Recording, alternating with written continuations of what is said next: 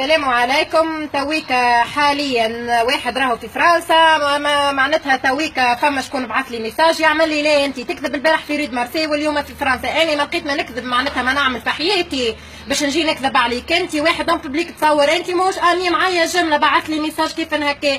يا اخي امشي حل كتاب على روحك، امشي اقرا على روحك. ما لقيت ما تعمل في حياتك تتلهب ببنات الرجال. شبيك يا اخي شبيك يا اخي؟ اني ما لقيت ما نعمل في حياتي باش نكذب على شلاكه كيفك انت.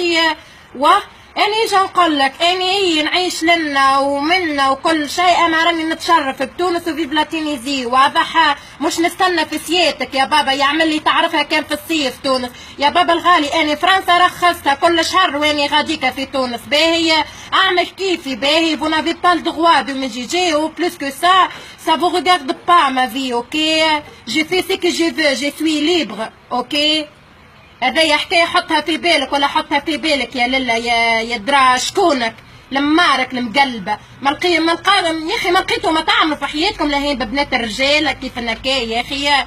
يا اخي امشي تصرف على روحك والله العظيم. اخزروا يا بيد ربي المطر تصب معناتها الحاله الحليله خيتين تجبد خيتين من السماء واني لبرا باش نعملها جد بو الفيديو هذايا باش يعرفوا قيمتهم. الشلايك هذوما لهين كان بينا تيك ما خليتوها حتى انتم البلاد متجوبير نتاعكم. يا اخي مشوا عملوا حكايه في حياتكم نهار طول وانتم شادين القهوه. بنت فلان عملت، بنت فلان دنت، بنت فلان كذا كذا. يا اخي امشي يخدم على روحك يا اخي. نهار طول وانت على الفيسبوك كذا اخي. على الاقل انك على الفيسبوك اني نقرا على روحي ان شاء الله يا ربي نجحني. الجمعه الجايه نبدا نعدي اموري واضحه ونقرا في اكبر يونيفرسيتي في باريس والحمد لله رب العالمين.